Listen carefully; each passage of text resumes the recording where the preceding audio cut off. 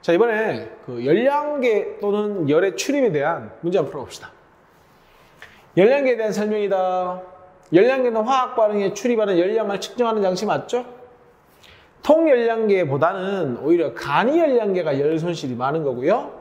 간이열량계는 열 손실이 거의 없어. 틀렸죠? 간이열량계는 열 손실이 많죠. 그래서 오차가 많다고 했죠. 자, 2번 갑시다. 염화칼슘이 물에 용해될 때 방출한 열량을 구한다. 증류수 100g을 간이열량계에 넣고 온도 T1을 측정해서 CaCl2를 10g 간이열량계에 넣고 녹인 다음에 온도를 측정했대요. 그럼 일단 기본적으로 델타 T가 얼마입니까? 델타 T가 14도죠. 자, 반응에서 방출한 열량을 구하라 이렇게 되어 있습니다. 갑시다. 비열 곱하기 질량 곱하기 온도 변화죠. 그럼 비열부터 갈까요? 얼마입니까? 4.2 줄 퍼 그램 도씨. 그럼 여기다가 질량 100을 하시면 안 되죠. 이 100은요, 물이 100인데 10g을 녹여서 용액 110g의 온도가 올라가는 거 아닙니까? 그러니까 보면 이 비열도 물의 비열이 아니죠. 용액의 비열이죠. 그러니까 용액의 비열에다가는 용액의 질량을 곱해줘야겠죠. 이렇게 그래 약분 되죠. 그 다음에 온도 변화 얼마라는 거 알고 있습니까? 델타 T가 14도라는 거 알고 있죠. 그러니까 방출할 열량을 구하시오 그랬으니까 뭡니까? 요게 이 문제의 답이 되는 겁니다. 계산 복잡하니까 계산까지는 안 하겠습니다. 조심해야 될 건 여기다 100을 곱하면 안 되고 뭘 곱해야 된다? 110 용액의 질량을 곱해야 된다. 왜? 10g을 녹여서 110g의 용액이 에너지를 흡수하는 거 아닙니까? 3번 한번 볼까요? 철수가 간이열량계를 이용했다. 새우과자를 연소시켰다. 그럼 지금 새우과자가 36.6에서 35.6 연소가 돼서 질량이 좀 줄었다. 그죠? 그리고 물의 온도는 연소전에 20인데 30이 됐으니까 일단 기본적으로 델타 T는 10도씨라는 거 알고 있습니다. 자, 그리고 물의 질량 M이 얼마라는 거 알고 있죠? 문제에서 100g이라고 주어졌습니다. 그래 놓고 새우과자의 연소율을 구하라. 물론 새우과자가 연소되면서 열을 방출한 건 맞아요. 근데 그 열을 고스란히 누가 받았다?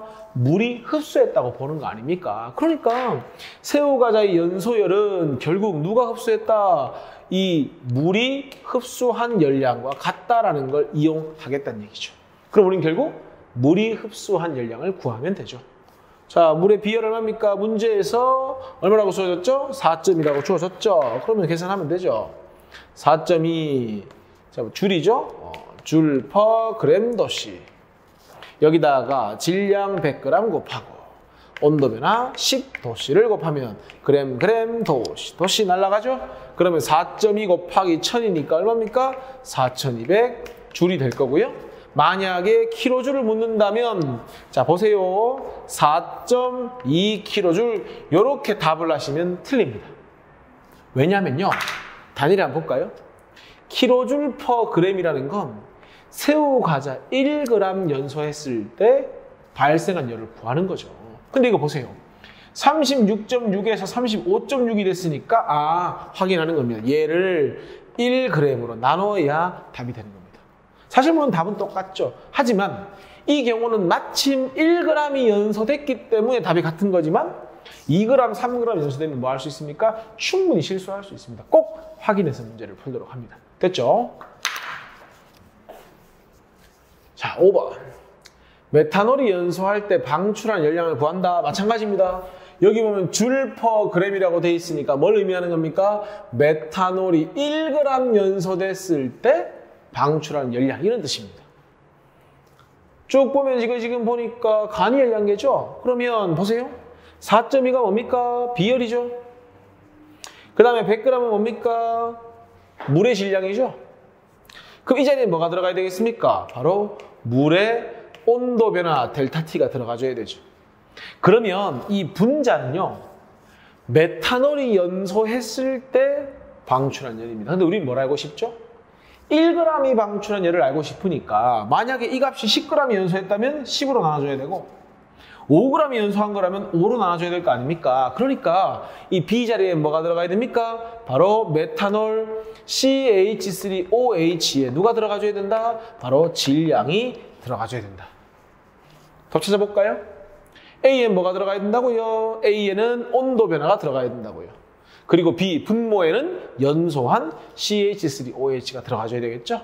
답 몇 번입니까? 3번. 됐죠? 자, 6번입니다. 간이 열량계로 고체 X와 Y가 각각 물에 용해될 때 출입한 열량이랍니다. 근데 보니까 똑같이 몇 g입니까? 1g, 얘도 몇 g? 1g입니다. 근데 보니까 T1S, T2, T1S, T2가 보니까 X 같은 경우에 온도가 낮아졌으니까 X가 녹아 들어가는 반응은 아마 흡열 반응인가 봅니다. 그러니까 주위 온도가 내려가는 거 아닙니까? 이 온도는 열량계에 있는 물의 온도니까. 반대로 Y는 20에서 23 됐으니까 온도가 올라갔죠? 무슨 반응입니까? 발열 반응이죠. 됩니까? 근데 어차피 지금 똑같은 용액의 온도를 올렸죠? 근데 지금 여기에 용액의 비열이 같단 말이 있습니까? 두 수용액의 비열은 서로 같답니다. 자, 우리 열량 구하는 공식이 비열 곱하기 질량 곱하기 델타 T 아닙니까? 근데 지금 용액의 비열이 똑같고 1g, 1g이 물 100에 녹았으니까 물의 질량, 용액의 질량도 똑같죠. 결국 열량을 결정하는 건 누구다? 델타 T다. 그러니까 자, X가 녹았을 때 열량도 있을 것이고 Y가 녹았을 때 열량도 있을 텐데 온도 변화가 4도죠. 20에서 23이면 온도 변화가 몇 도입니까? 3도죠. X의 델타 T가 더 크니까 발생한 또는 흡수가 됐건 방출이 됐건 간에 어쨌든 이동한 열의 양은 누가 더 많다? X가 더 많다. 쉽게 이야기해서 X가 흡수한 열이 Y가 방출한 열보다 더 많다. 이렇게 보시면 되는 겁니다. 자, 기억. 고체 X의 용해는 흡열이었죠? 틀렸습니다. 고체 Y는 물에 용해될 때 발열이었죠? 틀렸습니다. 고체 X와 Y가 각 1g이 물에 용해될 때 출입하는 열량, 흡수가 됐건 방출이 됐건 누가 더 크다? X가 더 크다. 그래서 답은 뭐다? 디귿만 이 문제의 답이 된다. 이렇게 푸시면 됩니다. 자, 7번. 과자를 연소시킬 때 방출하는 열량을 측정하기 위한 실험 장치이다. 분명히 뭐라고 했습니까? 과자 1g이 연소할 때 그랬으니까 물이 흡수한 열량을 구한 다음에 몇 g의 과자가 태웠는지, 연소가 됐는지를 계산해서 나누어 줘야 되는 문제죠. 그때 조사해야 하거나 측정해야 하는 자료가 아닌 것은 그랬죠? 그럼 일단 기본적으로 물이 흡수한 열량을 구하려면요, 물의 질량 알아야 되고 온도 변화 알아야 되고 비열 알아야 되니까 결국 1 곱하기 2 곱하기 3을 하면 물이 흡수한 열량을 알 수가 있죠. 근데 그거는 일정량의 과자가 연소했을 때니까 문제에서 원하는 건 과자 1g 아닙니까? 그러면 이 값을 뭘로 나눠줘야 됩니까? 연소한 과자의 질량, 여기 있네. 5번으로 나누어 줘야 정확한 1g의 방출한 열량을 구할 수가 있는 거죠. 그러니까 필요 없는 건 뭡니까? 물의 분자량은 이 문제에서는 필요가 없죠. 자, 8번 한번 봅시다. CaCl2 1g이 물에 용해될 때 출입하는 열량의 이론값이 되어 있고요. 기본적으로 일단 CaCl2 1g이 물에 용해되는 과정은 발열 반응입니다. 원래 문제에서 알려주는 게 좋은데 이 문제에서 알려주진 않는데 기본적으로 CaCl2가 물에 용해되는 과정은 발열입니다. 그러니까 온도가 상승하는 과정이겠죠. 반응이겠죠. 주변 온도가. 그래서 이론값은 732.4인데 실험에서 우리가 계산한 값은 이론값보다 어떻더라? 작더라. 자, 이제 우리가 이런 실험을 하면 원리는 이런 거죠. CaCl2가 물에 녹아서 용액이 될 거 아닙니까? 그때 발생한 열을 용액이 100% 가져간다고 가정을 해야 실험에 오차가 없죠. 근데 발생한 열이 용액 말고 실험기구라든지 공기라든지 통이라든지 뭐 열량계라든지 그 누구든지 가져가게 되면 손실이 생긴 거죠. 열 손실이. 그러니까 당연히 732.4보다 손실된 열을 뺀 계산값이 나오겠죠. 그래서 기억도 실험기구로 손실이 됐고 니은도 공기적으로 손실됐으니까 일단 기본적으로 맞는 말입니다. 그 다음 디귿의 경우에 용해전 물의 온도가 실제보다 낮게 측정되었다고 했는데 이거는 델타 T가 클 거냐 작을 거냐 그 싸움입니다. 쉽게 얘기해 볼까요? 만약에 이 반응이 10도에서 출발을 했다면 발열 반응이니까 온도가 상승을 해서 20도가 됐다고 생각을 해봅시다. 그럼 델타 T가 10 아닙니까? 근데 용해전 물의 온도가 실제보다 낮게 측정됐다면 예를 들어서 5도로 측정됐다고 해볼까요? 5도에서 몇 도로 갈 겁니까? 20도로 갈 거 아닙니까? 그러면 결론. 용해전 물의 온도가 실제보다 낮게 측정됐다는 건 원래의 델타 T보다 어떻게 됩니까? 크게 계산되는 거죠. 그러니까 델타 T가 크게 계산된다는 건 C 곱하기 M 곱하기 델타 T가 열량인데 델타 T가 크게 측정되니까 반대로 오히려 732.4보다 더 크게 계산이 되겠죠. 그러니까 답은 몇 번입니까? 3번이 답이 되는 겁니다. 자, 9번 한번 풀어봅시다. 질산암모늄이 물에 녹으면서 흡수하는 열량을 구하는 실험이죠. 보니까 질산암모늄이 8g이 녹아서요. 몇 g에다가 물 92g에다가 그러면 용액의 질량은 얼마가 됩니까?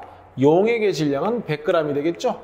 그러니까 용액 100g의 온도가 23.8에서 17.3이 되는 거죠. 그러면 델타 T는 27.8에다가 17.3을 빼면 됩니까? 그럼 얼마입니까? 23.8이죠. 23.8에다가 17.3을 뺐으니까 얼마입니까?